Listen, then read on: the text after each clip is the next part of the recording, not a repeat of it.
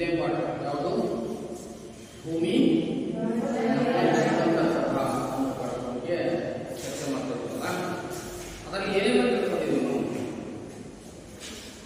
ಮತ್ತೆದ್ದು ಭೂಮಿ ಯಾವ ಆಕಾರದಲ್ಲಿದೆ ಹೌದಾ ಅದರ ಬಗ್ಗೆ ಒಂದು ಘಟನೆ ಹೇಳಿದ್ದೇನೆ ಅಲ್ವಾ ಏನಂತ ಪ್ರಾಚೀನ ಕಾಲದಲ್ಲಿ ಭಾರತೀಯರಿಗೆ ಭೂಮಿ ಗುಂಡಿತ್ತು ಅನ್ನೋದ್ರ ಬಗ್ಗೆ ಒಂದು ಕಥೆಯನ್ನು ನಾವು ನೋಡ್ತೀವಿ ಅಲ್ವಾ ಅದ್ರ ಮೇಲೆ ನಾವೇನು ತಿಳ್ಕೊಂಡ್ವಿ ಭೂಮಿ ಗುಂಡಗಿದೆ ಅಂತ ಅಥವಾ ಭೂಮ್ಯಾಕಾರದಲ್ಲಿದೆ ಅಂತ ಯುರೋಪಿಯನ್ಗೆ ಒಂದು ಪರಿಚಯ ಮಾಡಿಸಿದ್ಯಾರು ಕೋಪರ್ನಿಕಸ್ ಅಂತ ಯಾರು ಕೋಪರ್ನಿಕಸ್ ಅಂತ ಅದ್ರ ಮುಂದುವರೆದ ಭಾಗವನ್ನು ನಾವು ಫೈನಲ್ ಅದನ್ನ ನೋಡೋಣ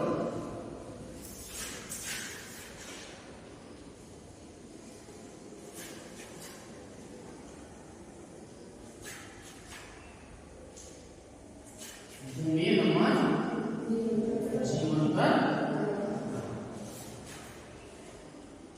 ಮೊದಲಿಗೆ ನಾವು ಏನು ತಿಳ್ಕೊಂಡ್ವಿ ಭೂಮಿಯ ಆಕಾರ ಅಥವಾ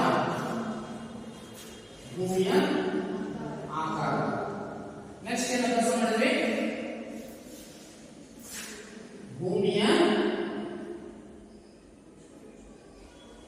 ಭೂಮಿಯ ವ್ಯಾಸ ಹೌದಾ ವ್ಯಾಸ ಅಂದ್ರೆ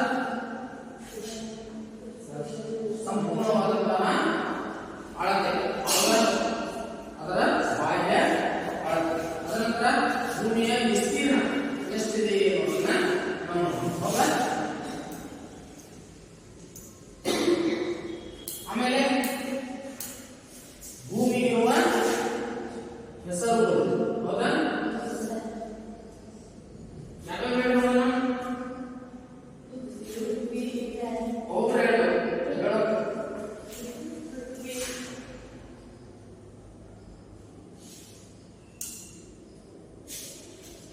ಭೂಮಿಗಿರುವ ವಿವಿಧ ಹೆಸರುಗಳು ಯಾವ್ಯಾವು ಪೃಥ್ವಿ ಇಳಿ ಜೋರುಗಳು ನೀಲಿ ಗ್ರಹ ಆಮೇಲೆ ಭೂಮಿಗಿರುವ ಬೇರೆ ಬೇರೆ ಹೆಸರುಗಳು ವಿಶ್ವ ವಿಶ್ವ ಅಂದ್ರೆ ಭೂಮಿಗೆ ವಿಶ್ವ ಅನ್ನಲ್ಲ ವಿಶ್ವ ಅಂತಂದ್ರೆ ನಮ್ಮನ್ನೇ ಹೇಳಿದ್ರಲ್ಲ ಏನಂತ ಸೂರ್ಯನ ಸುತ್ತ ಇರ್ತಕ್ಕಂಥ ಗ್ರಹಗಳು ಜೊತೆಗೆ ಸೂರ್ಯ ಒಂದು ನಕ್ಷತ್ರ ಹಂಗೆ ಸಾಕಷ್ಟು ನಕ್ಷತ್ರಗಳು ಬರ್ತವೆ ಹೌದಾ ಇದಕ್ಕೆ ನಾವೇನಂತೀವಿ ಗ್ಯಾಲಕ್ಸಿ ಇರ್ತವೆ ಹಿಂಗ ಕೋಟ್ಯಾಂತರ ಗ್ಯಾಲಕ್ಸಿಗಳು ಅಂದ್ರೆ ನಕ್ಷತ್ರಗಳ ಗುಂಪುಗಳು ಅವುಗಳು ಎಲ್ಲ ಸೇರಿ ನಾವು ವಿಶ್ವ ಅಂತ ಕರಿತೀವಿ ಯೂನಿವರ್ಸ್ ಅಂತ ನಂತರ ಯೂನಿವರ್ಸ್ ವರ್ಲ್ಡ್ ಅಂದ್ರೆ ಜಗತ್ತು ಹೌದಾ ಯೂನಿವರ್ಸ್ ಅಂದ್ರೆ ವಿಶ್ವ ಅಂತ ಸರಿ ಭೂಮಿಗೆ ನಮ್ಮ ಈ ಭೂಗೋಳಶಾಸ್ತ್ರದ ಪ್ರಕಾರ ಭೂಮಿಗೆ ಅಂತ ಹೆಸರು ಕರೀತಾರೆ ನೀಲಿ ಗ್ರಹ ಅಂತ ಕರೀತಾರೆ ಆಮೇಲೆ ಜೀವಂತ ಗ್ರಹ ಅಂತ ಕರೀತಾರೆ ಆಮೇಲೆ ವಿಶಿಷ್ಟ ಗ್ರಹ ಅಂತ ಕರೀತಾರೆ ಹೌದಾ ಹಾ ಜಲಾವೃತ ಗ್ರಹ ಇರೋದನ್ನೇ ನೀಲಿ ಗ್ರಹ ಅಂತ ಮಾಡ್ತೀವಿ ನಾವು ಭೂಮಿಯಿಂದ ಹೊರಗಡೆಯಿಂದ ನಾವು ನೋಡಿದಾಗ ಭೂಮಿ ಯಾವ ಬಣ್ಣದಲ್ಲಿ ಕಾಣುತ್ತೆ ನೀಲಿ ಬಣ್ಣದಲ್ಲಿ ಕಾಣುತ್ತೆ ಯಾಕಂದ್ರೆ ಬಹುಭಾಗ ನೀರಿನಿಂದ ಆವೃತವಾಗಿದೆ ಬಹುಭಾಗ ನೀರಿನಿಂದ ಆವೃತವಾಗಿದೆ ಅಂದ್ರೆ ಎಷ್ಟು ಭಾಗ ಸುಮಾರು 78 ಭಾಗ 79% ನೀರಿದೆ ಆಮೇಲೆ 79% ನೀರಿದೆ 29% ನೆಲಭಾಗ ಹೌದಾ 79% ನೀರೇ ನಾವು ನೋಡಿದ್ರೆ ನೋಡ್ರಿ ಎಲ್ಲ ಕಡೆ ನೀರೇ ಕಾಣಿಸುತ್ತೆ ಅಲ್ವಾ ನೋಡಿ ಹೌದಾ ಮ್ಯಾಕ್ಸಿಮಮ್ ನೀರು ಕಾಣಿಸುತ್ತೆ ಎಲ್ಲ ನೀರು ಇರೋದೆಲ್ಲ ಏನು ಅದನ್ನ ನೋಡಿದ್ವಿ ನಂತರ ನಾವೇನು ನೋಡಿದ್ವಿ ಅಕ್ಷಾಂಶ ಮತ್ತು ರೇಖಾಂಶಗಳ ಬಗ್ಗೆ ಹೌದಾ ಅಕ್ಷಾಂಶ ಮತ್ತು ರೇಖಾಂಶಗಳ ಬಗ್ಗೆ ನಾವು ಅಭ್ಯಾಸ ಮಾಡ್ತಾ ಇದ್ವಲ್ಲ ಅದರಲ್ಲಿ ನಾನು ನಿಮ್ಗೆ ಹೇಳಿದ್ದು ಭೂಮಿಯ ಮೇಲೆ ಅಕ್ಷಾಂಶ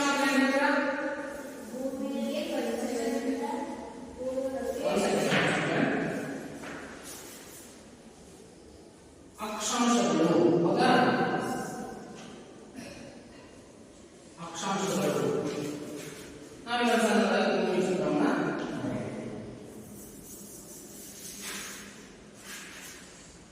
ಅರ್ಥಾತ್ ಏನಾಗಲಿದೆ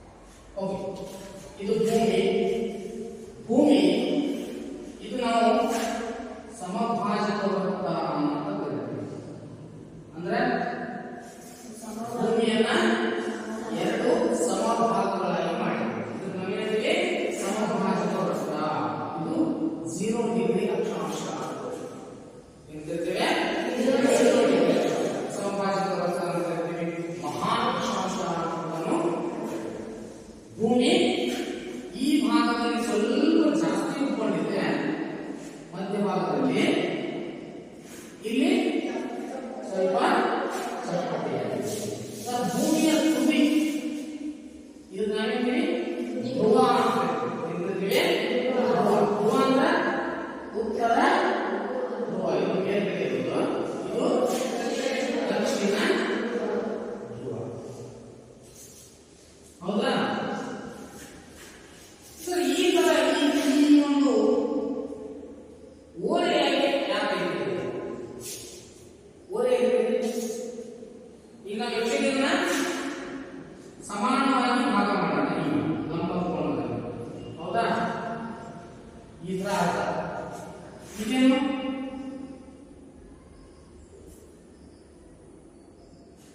90 ಡಿಗ್ರಿ ಹೌದಾ ಎಷ್ಟಿದೆ 90 ಡಿಗ್ರಿ ಹೌದಾ ಆದ್ರೆ ಭೂಮಿಯ ತುದಿ ಏನೈತಲ್ಲ ನೋಡ್ರಿ ಈಗ ಸ್ವಲ್ಪ ವಾಲ್ಕೊಂಡಿದೆ ಹೌದಾ ಯಾಕೆ ವಾಲ್ಕೊಂಡಿದೆ ಎಷ್ಟು ವಾಲ್ಕೊಂಡಿದೆ ಇಲ್ಲಿ 23.5 ಡಿಗ್ರಿ ವಾಲ್ಕೊಂಡಿದೆ ಹೌದಾ ಹಂಗಾರೆ 23 90ಕ್ಕೆ 23 ಕಳೆದ್ರೆ 66 ಹಂಗಾರೆ ಇದು 64 ಡಿಗ್ರಿ ನಮ್ಮ ಉತ್ತರ ಧ್ರುವ ಇದು ಸೇಮ್ 66 ಇದು 90 ಹೌದಾ 66 ಡಿಗ್ರಿ ಭಾಗದಲ್ಲಿ ನೋಡ್ರಿ ಇದನ್ನ ನಾವು ಅಳತೆ ಮಾಡಿದ್ರೆ 66 ಡಿಗ್ರಿ ಬರುತ್ತೆ ಅರ್ಥಾಯ್ತಾ ಸರಿ ಈ ಏನ್ ವಾಲ್ಕೊಂಡಿದೆ ಯಾಕೆ ವಾಲ್ಕೊಂಡಿದೆ ಯಾಕಂದ್ರೆ ಅದು ಉತ್ತರ ಧ್ರುವನೇ ವಾಲ್ಕೊಳ್ಳುತ್ತದೆ ಯಾಕೆ ವೆರಿ ಗುಡ್ ಅಲ್ಲಿ ನೆಲಭಾಗ ಜಾಸ್ತಿ ಇದೆ ಇಲ್ಲಿ ನೆಲಭಾಗ ಇದು ಉತ್ತರ ಅಮೆರಿಕಾ ಖಂಡ ಹೌದಾ ಇದು ದಕ್ಷಿಣ ಅಮೆರಿಕಾ ಖಂಡ ಹೌದಾ ಇದು ಆಫ್ರಿಕಾ ಖಂಡ ಇದು ಆಫ್ರಿಕಾ ಖಂಡ ಇದು ಏಷ್ಯಾ ಖಂಡ ಹೌದಾ ಇದೆಲ್ಲ ಸಂಪೂರ್ಣ ಭೂಮಿಯಿಂದ ಆಗುತ್ತದೆ ಜಾಸ್ತಿ ಹೆಚ್ಚಿಗೆ ಭೂಮಿ ಹೌದಾ ಇದೆಲ್ಲ ಕೂಡ ಭೂಮಿ ನೆಲಭಾಗ ನೆಕ್ಸ್ಟ್ ಇಲ್ಲಿ ಯಾವುದು ಆಫ್ರಿಕಾ ಖಂಡ ಆದ್ಮೇಲೆ ಆಸ್ಟ್ರೇಲಿಯಾ ಖಂಡ ಅಲ್ವಾ ಆಸ್ಟ್ರೇಲಿಯಾ ಖಂಡ ಇದು ಅಂಟಾರ್ಟಿಕಾ ಎಲ್ಲಿ ಭೂಭಾಗ ಜಾಸ್ತಿ ಇದೆ ಉತ್ತರ ಹೌದಾ ಉತ್ತರದಲ್ಲಿ ನೆಲಭಾಗ ಜಾಸ್ತಿ ಇರೋದ್ರಿಂದ ಅದು ಖನಿಜಾಂಶಗಳನ್ನು ಒಳಗೊಂಡಿರುತ್ತದೆ ಎಲ್ಲ ನೀರು ಜಾಸ್ತಿ ನೀರು ಹೆಚ್ಚಿದೆ ಹಾಗಾಗಿ ಇಲ್ಲಿ ಗುರುತ್ವಾಕರ್ಷಣ ಶಕ್ತಿ ಜಾಸ್ತಿ ಹಾಗೆ ಸೂರ್ಯ ಗುರುತ್ವಾಕರ್ಷಣ ಶಕ್ತಿಯಿಂದಾಗಿ ಭೂಮಿ ಸೂರ್ಯನ ಪಕ್ಕದಲ್ಲಿ ಸುತ್ತಾ ಇರೋದು ಗುರುತ್ವಾಕರ್ಷಣ ಇಲ್ಲ ಅಂದ್ರೆ ಎಲ್ಲೋ ಹಾರೋದು ಹೌದಾ ಈ ಒಂದು ಚಂಡನ ತಗೊಂಡು ನಾವು ಒಂದು ದಾರ ಕಟ್ಟಿ ನಾವು ಈ ತರ ತಿರುಗಿಸಿದ್ರೆ ಹೌದಾ ಈ ಬೆರಳು ಸೂರ್ಯ ಆ ಒಂದು ಚೆಂಡು ಪ್ರಧಾನ ಅದನ್ನ ಬಿಟ್ಟು ಹೋಗ್ತದ ಯಾಕೆ ಹೋಗಲ್ಲ ಮಧ್ಯೆ ಒಂದು ದಾರ ಇದೆ ಹೌದಾ ದಾರ ಇದೆ ದಾರ ಇಲ್ಲ ಅದೆಲ್ಲ ಹೌದಾ ಆ ದಾರ ಅಂದ್ರೆ ಭೂಮಿಯ ಮತ್ತು ಸೂರ್ಯನ ನಡುವಿನ ಗುರುತ್ವಾಕರ್ಷಣೆ ಶಕ್ತಿ ಹೌದಾ ಒಂದು ತ್ರಿಜ್ಯ ಇದೆಯಾ ಇವಾಗ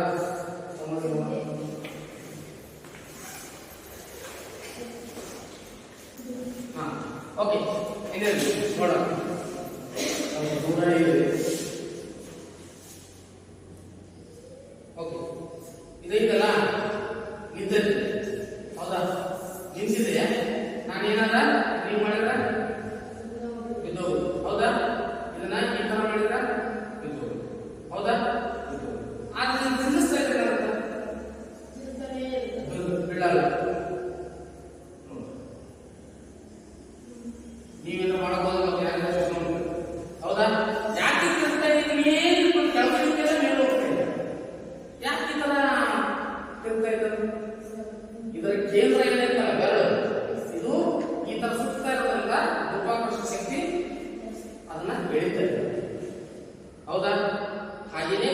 ಕೂಡ ಸೂರ್ಯನ ಸುತ್ತ ಸುತ್ತಾ ಇದೆ. ಅರ್ಥ ಆಯ್ತಾ? ನೀವ್ಯಾರು ಮಾಡಕ್ಕೆ ಹೋಗ್ಬೇಡಿ. ಮತ್ತೆ ತಿರ್ಗಿಸಕ್ಕೆ ಹೋಗಿ ಯಾರ್ಯಾರು ಸುತ್ತಮುತ್ತ ಸರಿ. ಇನ್ನು ಸೂರ್ಯ, ಈಗ ನಾವು ಸೂರ್ಯ ಅಂತ ನೋಡೋಣ. ಸೂರ್ಯ ನೋಡಿದ್ರೆ ಭೂಮಿ ಇಲ್ಲ ಎಷ್ಟು ಪಟ್ಟು ಬರುತ್ತೆ? ಸೂರ್ಯ ಭೂಮಿಗೆ ಎಷ್ಟು ಪಟ್ಟು ಬರೋಣ? ಎಷ್ಟು 15 ಪಟ್ಟು ಬರುತ್ತೆ. ಈಗ ಸೂರ್ಯನ ಕಿರಣಗಳು ಭೂಮಿ ಮೇಲೆ ಬೀಳ್ತಾವಲ್ಲ, ನಮಗೆಲ್ಲ ಮುಂಚೆ ಏನ್ ಹೇಳ್ತಾ ಇದ್ರು? ಇದು ಭೂಮಿ, ಸೂರ್ಯ ಹಿಂಗೆ ಓರೆ ಬೀಳುತ್ತೆ, ಹಂಗಾಗಿ ತಂಪು ಇರುತ್ತೆ. ಹೌದಾ? ನೀವು ತೋರಿಸ್ತಾ ಇದ್ದೀವಿ. ಹೌದಾ? ಹೀಗೆ ಈ ತರ ನೇರವಾಗಿ ಹೋಗೋದ್ರಿಂದ ಇಲ್ಲಿ ಜಾಸ್ತಿ ಸೆಕೆ ಇರುತ್ತೆ, ಈ ಭಾಗ ತಂಪಾಗಿರುತ್ತೆ ಅಂತ ಹೇಳ್ತೀವಿ. ಬಟ್ ಇದು ತಪ್ಪು. ಭೂಮಿಯಿಂದ ಸೂರ್ಯ ತುಂಬಾ ದೂರ. ಆಯ್ತಾ? ಆಮೇಲೆ ಬೆಳಕಿನ ಕಿರಣಗಳು ನೇರವಾಗಿ ಹೋಗ್ತವೆ, ಹಿಂಗೆ ಹೋಗಲ್ಲ. ಬೆಳಕಿನ ಕಿರಣಗಳು ನೇರವಾಗಿ ಹೋಗ್ತವೆ. ಸೂರ್ಯನ ಕಿರಣಗಳು ನಾವು ನೇರವಾಗಿಯೇ ಹೋಗ್ತೇವೆ. ಹೌದಾ?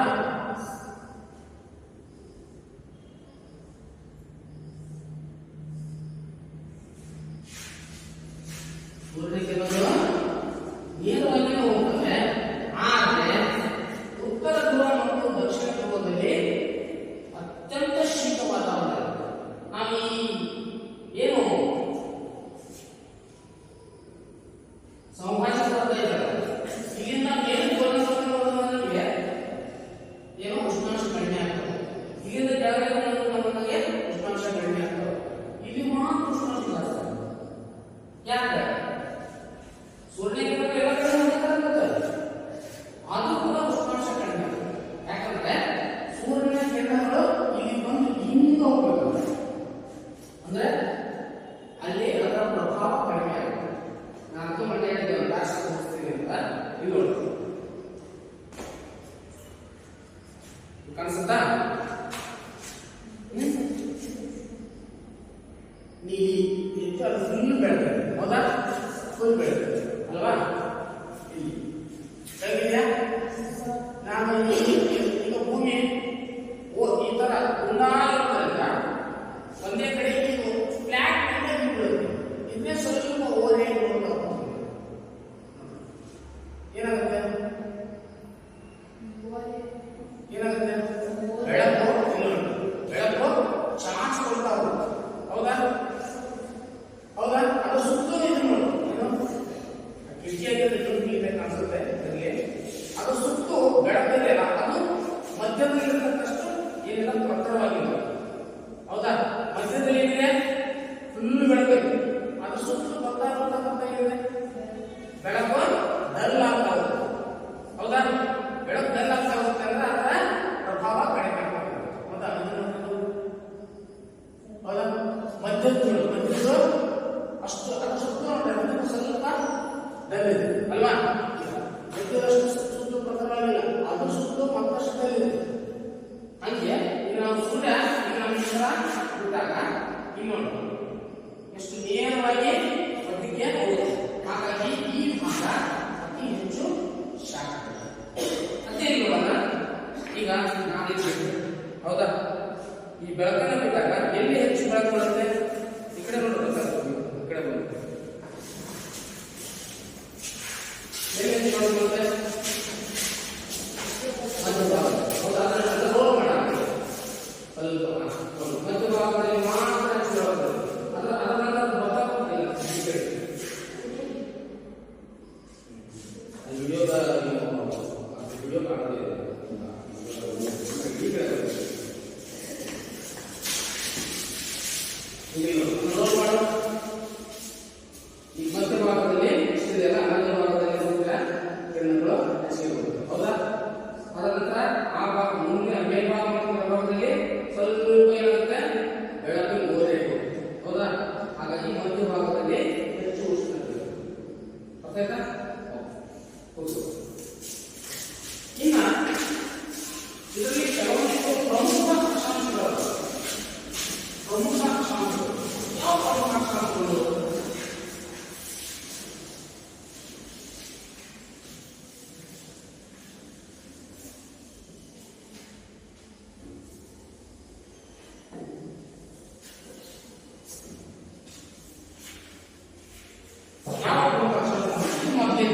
ಯಾವುದು ಸಂಭಾಜಿತ ವೃತ್ತ ಮತ್ತೆ ಪ್ರಮುಖ ಅಕ್ಷಾಂಶ. ಇನ್ನು ಎರಡನೇದು ಯಾವುದು? ಎರಡನೇದು ಇಲ್ಲಿ ಇದು 23.5 ಡಿಗ್ರಿ ಅಕ್ಷಾಂಶ ದಕ್ಷಿಣ, 23.5 ಡಿಗ್ರಿ ಅಕ್ಷಾಂಶ ಉತ್ತರ. 23.5 ಡಿಗ್ರಿ ಅಕ್ಷಾಂಶ ಉತ್ತರ, 23.5 ಡಿಗ್ರಿ ಅಕ್ಷಾಂಶ ದಕ್ಷಿಣ. ಇವೆರಡು ಯಾಕೆ ಇಂಪಾರ್ಟೆಂಟ್? ಇದೆರಡು ಯಾಕೆ ಇಂಪಾರ್ಟೆಂಟ್? ಇದಕ್ಕೆ ಕರ್ಕಾಟಕ ಸಂಕ್ರಾಂತಿ ವೃತ್ತ ಅಂತ ಹೇಳ್ತಾರೆ. ಕರ್ಕಾಟಕ ಸಂಕ್ರಾಂತಿ. ಇದಕ್ಕೆ ಮಕರ ಸಂಕ್ರಾಂತಿ, ಮಕರ ಸಂಕ್ರಾಂತಿ. ಇವೆರಡು ಅಕ್ಷಾಂಶಗಳು ಬಹಳಷ್ಟು ಇಂಪಾರ್ಟೆಂಟ್. ಯಾಕಂದ್ರೆ ಇದರ ಮಧ್ಯದಲ್ಲಿರತಕ್ಕಂತಹ ಏನು ಉಷ್ಣಾಂಶ, ಹವಾಮಾನ, ವಾಯುಗುಣ ಒಂದೇ ತರ ಇರುತ್ತೆ. ಯಾಕೆ ಒಂದೇ ತರ ಇರುತ್ತೆ? ಸೂರ್ಯನ ಕಿರಣಗಳು ನೇರವಾಗಿರುತ್ತವೆ, ರೋಲ್ ಆಗ್ತಾ ಇರುತ್ತೆ. ಈ ಮಧ್ಯ ಭಾಗ ಹೆಚ್ಚು ಉಷ್ಣಾಂಶ. ಹಾಗಾಗಿ ಈ ಒಂದು ಅಕ್ಷಾಂಶದಿಂದ ಈ ಅಕ್ಷಾಂಶ, ಹಾಗಾಗಿ ಎರಡು ಪ್ರಮುಖ ಅಕ್ಷಾಂಶ. ಇದರ ನಂತರ ಮೇಲೆ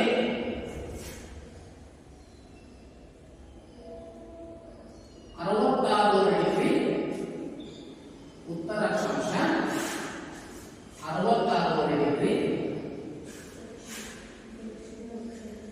ದಕ್ಷಿಣ ಅಕ್ಷಾಂಶ. ಈಗ ಯಾಕೆ ಇಂಪಾರ್ಟೆಂಟ್? ಯಾಕಂದ್ರೆ ಶೀತ ಅಲ್ಲ.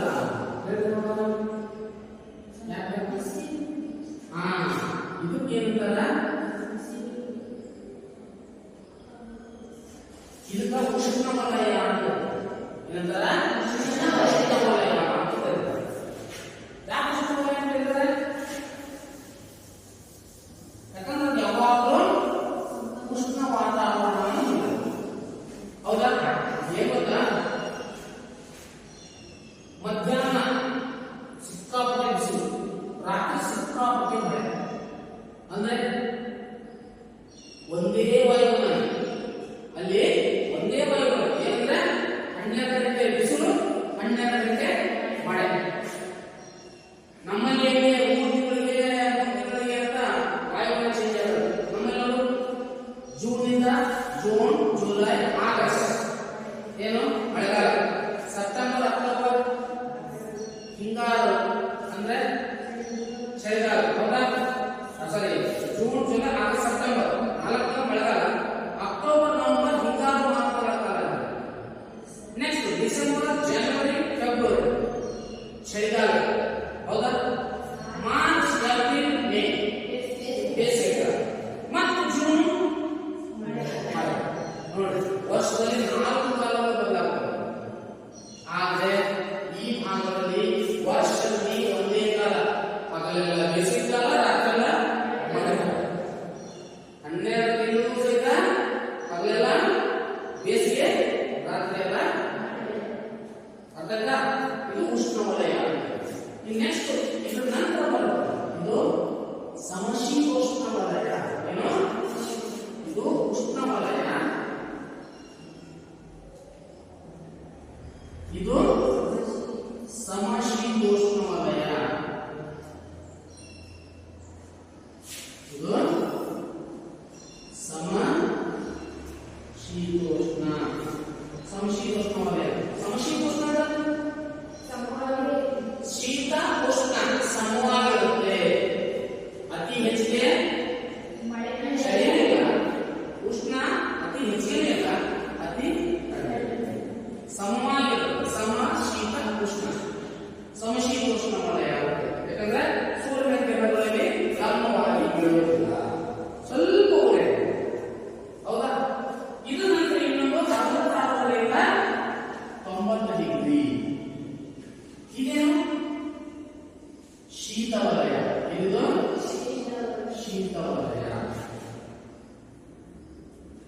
ಇದೇನು? ಶೀತ ವಲಯ. ಹೌದಾ?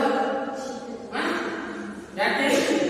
ಸೂರ್ಯನ ಕಿರಣಗಳಲ್ಲಿ ಓರೆಯಾಗಿ ಬೀಳುತ್ತವೆ. ಓರೆ ಕಿರಣ ನೇರವಾಗಿ ಬೀಳುತ್ತವೆ, ಬಟ್ ಭೂಮಿ ದುಂಡಾಗಿರೋದ್ರಿಂದ ಅವು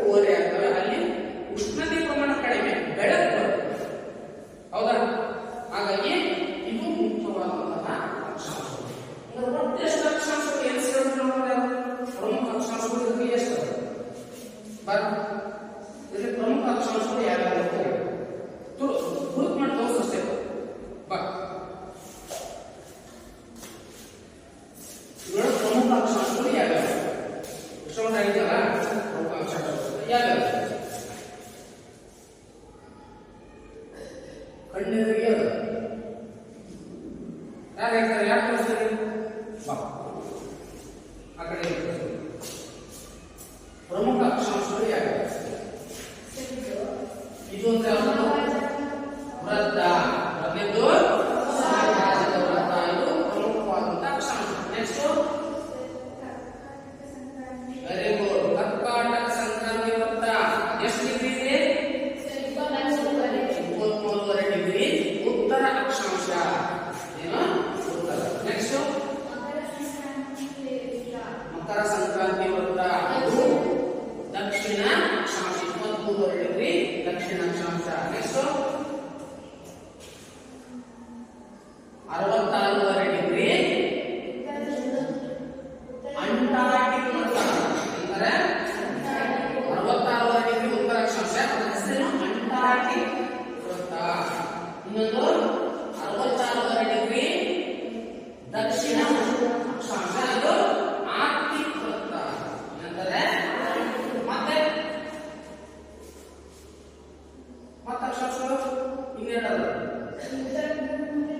ವೆರಿ ಗುಡ್ ಉತ್ತರ ಧ್ರುವ ಮತ್ತು ದಕ್ಷಿಣ ಧ್ರುವ ಒಟ್ಟು ಎಷ್ಟು ಪ್ರಮುಖ ಅಕ್ಷಾಂಶಗಳು ವೆರಿ ಗುಡ್ ಎಷ್ಟಿದಾವೆ 7 ಪ್ರಮುಖ ಅಕ್ಷಾಂಶಗಳು ಸಮಭಾಜಕ ವೃತ್ತ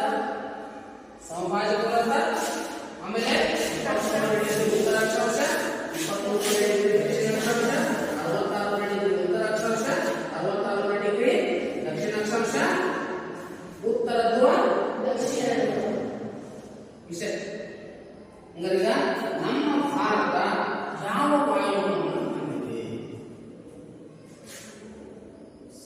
ಉಷ್ಣವಲಯದಲ್ಲಿ ಬರುತ್ತೋ ಇನ್ನು ಸಮಶೀತೋಷ್ಣ ವಲಯದಲ್ಲಿ ಬರುತ್ತಾ ಇನ್ನು ಶೀತ ವಲಯದಲ್ಲಿ ಬರುತ್ತಾ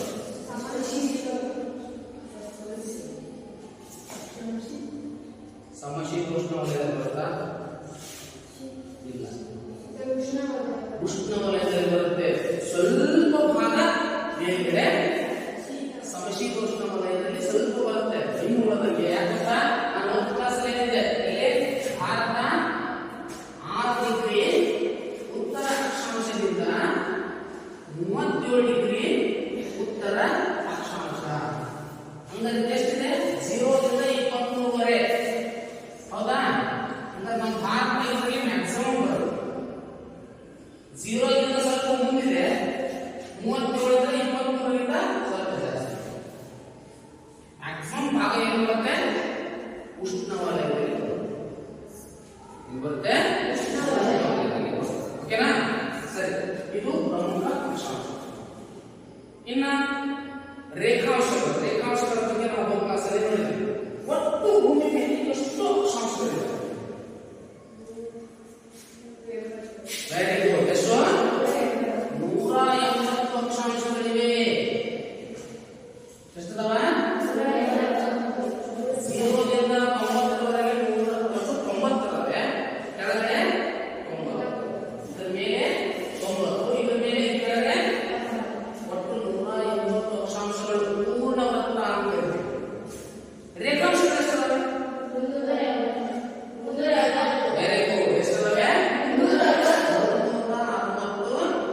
ರೇಖಾಂಶಗಳಿದಾವೆ ಯಾಕೆ 150 ಬೇಕಾಗಿತ್ತಲ್ಲ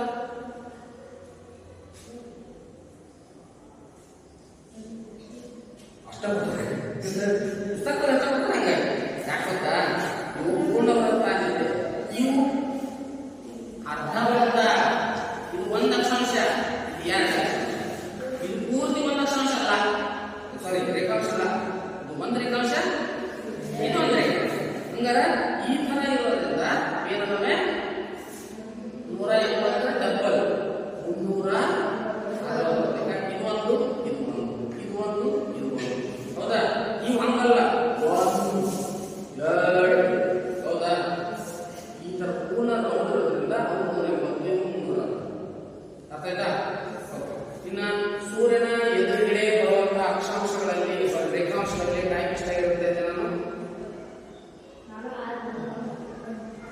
ಸೂರ್ಯನ ಎದುರಿಗೆ ಬಂದಂತಹ ಅಕ್ಷಾಂಶ ಎಷ್ಟು ಸಮಯವನ್ನು ಹೊಂದಿರಬೇಕು ವೆರಿ ಗುಡ್. ಎಷ್ಟು? ಇಲ್ಲಿ 12 ಗಂಟೆ ಆಗಿದೆ. ಒಂದು ಸ್ವಲ್ಪ ಟರ್ನ್ ಆಯ್ತು. ಇಲ್ಲಿ ಬಂತು 12 12 ಅಲ್ಲ 12 sorry 12:15.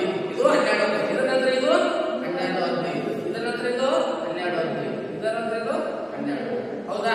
ಅಂದ್ರೆ 12 ಗಂಟೆ 12:15 12:30 12:45 1 ಗಂಟೆ 12:60 ಅಂದ್ರೆ 1 ಗಂಟೆ. ಅಂದರೆ 1 ಗಂಟೆಗೆ ಎಷ್ಟು ಅಕ್ಷಾಂಶಗಳು ಆಗುತ್ತವೆ ಸೂರ್ಯನಿಗೆ?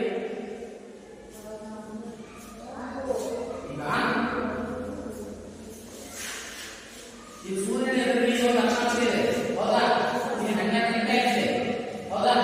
12 ಗಂಟೆಗೆ ಸ್ವಲ್ಪ ಟರ್ನ್ ಆಗುತ್ತೆ. ಒಂದು ಅಕ್ಷಾಂಶ ಕೊಟ್ಟು ಅವಾಗ 12:15 ಆಗುತ್ತೆ. 12 ಗಂಟೆ ಬಂದಿದೆ 12:15 ಇನ್ನೊಂದು ಅಕ್ಷಾಂಶ ಬಂತು. ಹೌದಾ? ಮತ್ತೆ 15 ಇನ್ನೊಂದು ಅಕ್ಷಾಂಶ ಬಂತು. ಇನ್ನೊಂದು ಅಕ್ಷಾಂಶ ಬಂತು. ಇನ್ನೊಂದು ಬಿಟ್ಟು 15 ಎಷ್ಟಾದವು? ಹಂಗಾರೆ ಮತ್ತೆ ಎಷ್ಟು ಅಕ್ಷಾಂಶಗಳು ಆಗುತ್ತವೆ? ಎಷ್ಟು? 1 2 3 4 ಅಕ್ಷಾಂಶಗಳು 1 ಗಂಟೆಯಲ್ಲಿ ಸೂರ್ಯನ ಎದುರುಗಡೆ ಆಗುತ್ತವೆ. ಹೌದಾ? ಹಾಗೆಯೇ 24 ಗಂಟೆಯಲ್ಲಿ ಒಟ್ಟು 360 ಅಕ್ಷಾಂಶಗಳು ಸೂರ್ಯನ ಎದುರಿಗೆ ಬರುತ್ತವೆ. ಹೌದಾ? ಸಿಂಪಲ್ ಆಗಿ ಅರ್ಥ ಆಯ್ತಲ್ಲ? ಹೌದು.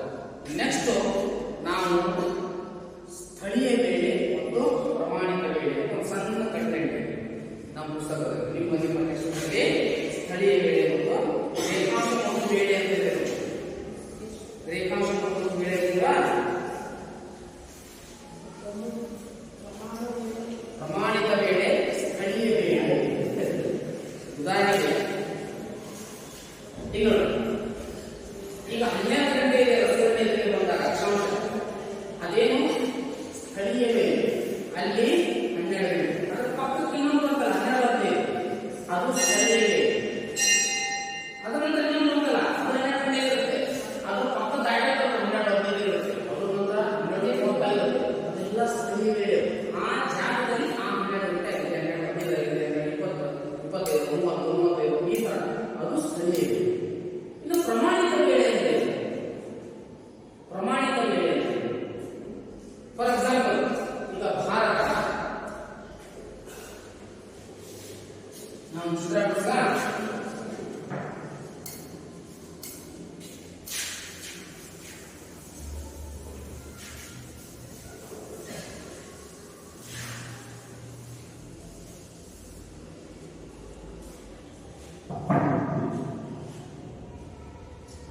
ನೋಡೋಣ.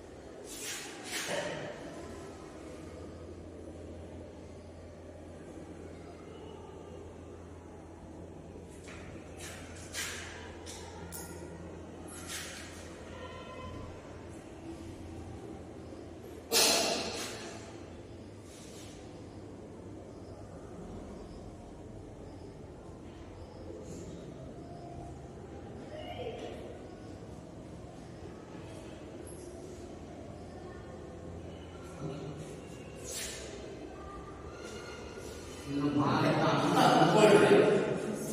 ಭಾರತ ಓಕೆ. ಈಗ ನಮ್ಮ ಭಾರತ ಇದು ರೇಖಾಂಶ. ಹೌದಾ? ಈ ರೇಖಾಂಶ ಮತ್ತು ಈ ರೇಖಾಂಶ ಅರ್ಥ ಆಯ್ತಲ್ಲ? ಇದರ ಮಧ್ಯ ಭಾರತ ಇದೆ. ಇದರ ಮಧ್ಯ ಭಾರತ ಇದೆ. ಎಲ್ಲಿ ನಮ್ಮ ಮ್ಯಾಪಲ್ಲಿ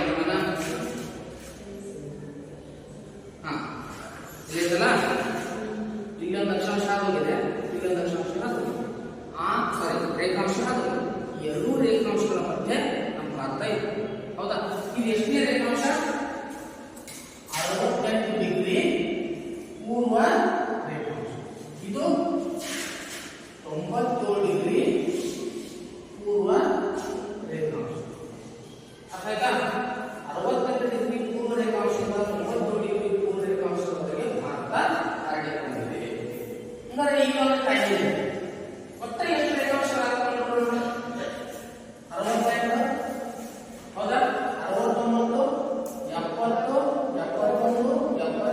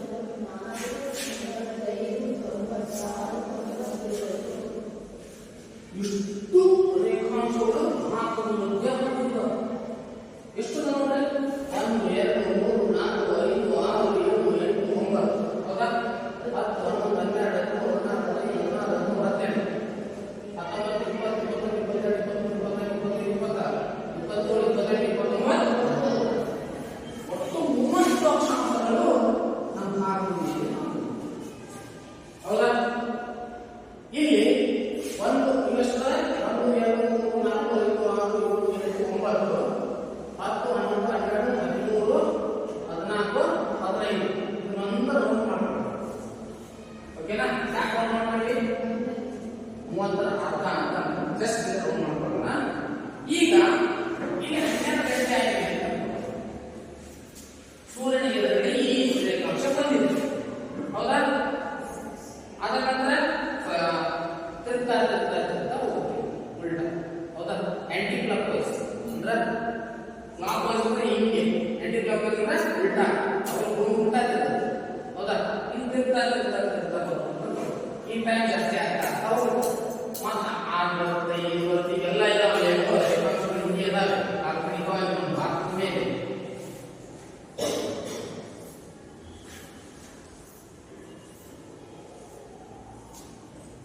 ಹೌದಾ?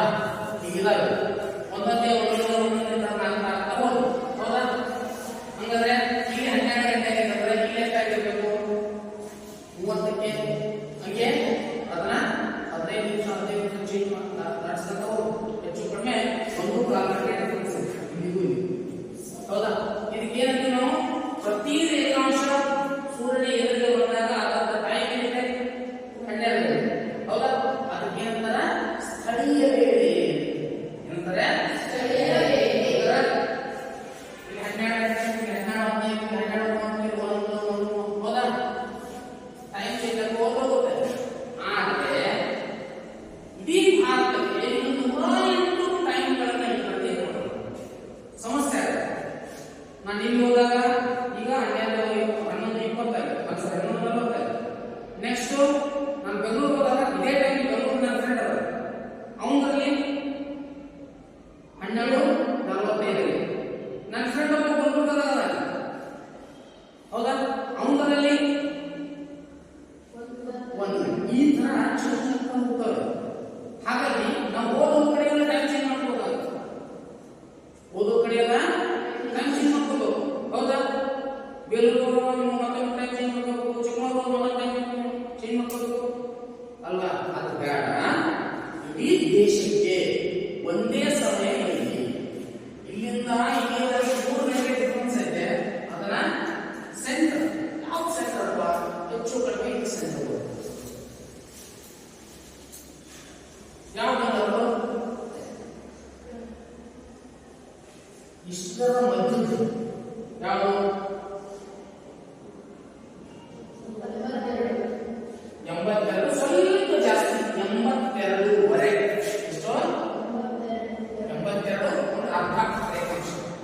82ವರೆಗೆ ಪೂರ್ವ ರೇಖಾಂಶ ಇದೆಯಲ್ಲ, ಇಲ್ಲಿ ಎಷ್ಟು ಟೈಮ್ ಆಗಿರಲ್ಲ, ಅದನ್ನ ಇಡೀ ದೇಶದ ಟೈಮ್ ಅಂತ ಹೇಳ್ತಾರೆ. ಇದೆಷ್ಟು ಟೈಮ್ ಆಗಿದೆ? 12 ಗಂಟೆ ಆಗಿತ್ತು ಅಲ್ಲ, ಇಡೀ ದೇಶ ಇದೆ ಎಷ್ಟು? 12. 12 ಹೊತ್ತಾಗಿದ್ರೆ ಇಡೀ ದೇಶ 12. 12ವರೆಗೆ ಇದ್ರೆ ಇಡೀ ದೇಶ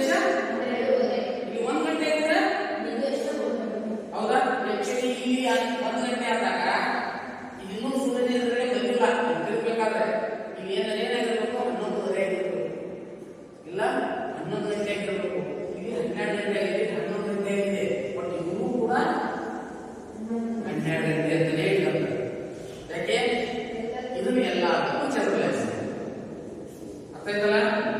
ಅದನ್ನ ನಾವು ಏನ್ ಹೇಳ್ತೇವೆ? ಪ್ರಮಾಣಿತ ವೇಳೆ, ಸ್ಟ್ಯಾಂಡರ್ಡ್ ಟೈಮ್ ಅಂತ ಹೇಳ್ತೇವೆ. IST ಅಂತ ಹೇಳ್ತೇವೆ. ಏನು? ಅಂದ್ರೆ ಇಂಡಿಯನ್ ಸ್ಟ್ಯಾಂಡರ್ಡ್ ಟೈಮ್. ಈಗ ನನ್ನ ಗಡಿಯಾರದಲ್ಲಿ 11:45 ಅಂದ್ರೆ ಅದು ಈ ಇಲ್ಲಿನ ಟೈಮ್ ಅಲ್ಲ. ಎಲ್ಲಿ ಟೈಮು? ಇಲ್ಲಿ ಟೈಮ್. ನಾವಿರೋದು ಇಲ್ಲಿ. ನೋಡ್ರಿ, ಇದಕ್ಕೂ ಎಷ್ಟು ಡಿಫರೆನ್ಸ್ ಇದೆ ನೋಡಿ. ನಮ್ಮ ಟೈಮು ಇಲ್ಲಿದಲ್ಲ, ಇಲ್ಲಿ. ಇಲ್ಲಿ ಟೈಮು ಸ್ಥಳೀಯ ವೇಳೆ, ಇಲ್ಲಿ ಟೈಮು ಪ್ರಮಾಣಿತ ವೇಳೆ ಅಲ್ವಾ? ಹಂಗ ನಾವು ಈ ದೇಶಕ್ಕೆ ಒಂದು ಟೈಮ್ ಅಂತ ಮಾಡ್ಕೊಂಡಿವಿ, ಅದನ್ನ ಪ್ರಮಾಣಿತ ವೇಳೆ ಅಂತ. ಓಕೆನಾ? ಸರಿಯಾ? ಹಂಗಾರೆ ಭಾರತದಲ್ಲಿ ಪ್ರಮಾಣಿತ ವೇಳೆ ಈ ಭಾಗದಲ್ಲಿ ಇದಲ್ಲ, ಇದು. ಈ ಮಧ್ಯಾಹ್ನದಲ್ಲಿ ನೆತ್ತಿ ಮೇಲೆಲ್ಲ ಕಾಪಕ್ಕೆ ಯಾಕೆ ಗೊತ್ತಾ? ನಾವು ಮಧ್ಯಾಹ್ನ ಅಂದ್ರೆ ಇದ್ರ ಮಧ್ಯ ಅಲ್ಲ, ಇದು ಮತ್ತು ಇದ್ರ ಮಧ್ಯ. ಅದಾಯ್ತಲ್ಲ ಪ್ರಮಾಣಿತ ವೇಳೆ ಅಂತ. ಓಕೆನಾ? ಸರಿ, ಈಗ ನಿಮಗೆ ಹೋಮ್ವರ್ಕ್ ಭಾರತದ ಅಂದವಾದ ಚಿತ್ರ ಬಿಡಿಸಿ. ಭಾರತದ ಅಂದವಾದ ಚಿತ್ರ, ಅಂದವಾದ ಸುಣ್ಣವನ್ನು ಹಚ್ಕೊಂಡ್ರೆ ನೀಟಾಗಿ ಯಾರು ಕೂಡ ಟ್ರೇಸ್ ಮಾಡಬಾರ್ದು. ಯಾರು ಕೂಡ ಟ್ರೇಸ್ ಮಾಡಿದ್ರೆ zero. ಭಾರತದ ಅಂದವಾದ ನಕ್ಷೆ ಬಿಡಿಸಿ ಪ್ರಮಾಣಿತ ವೇಳೆಯ ರೇಖಾಂಶವನ್ನು ಗುರುತಿಸಿಕೊಂಡು ಈಸಿಯಾಗಿ ಹೇಳೋದಂದ್ರೆ ಭಾರತದ ಅಂದವಾದ ನಕ್ಷೆ ಬಿಡಿಸಿ ಭಾರತದ ಅಂದವಾದ ನಕ್ಷೆ ಬಿಡಿಸಿ 82.5 ಡಿಗ್ರಿ ಪೂರ್ವ ರೇಖಾಂಶವನ್ನು ಗುರುತಿಸಿ. ರೇಖಾಂಶವನ್ನು ಗುರುತಿಸಿ. ಮಾಡ್ಕೊಂಡ್ಬಂತಲ್ಲ? ನಾನು ಮೊನ್ನೆ ಒಂದು ಹೋಮ್ವರ್ಕ್ ಕೊಟ್ಟಿದ್ದೆ. ಯಾವುದು?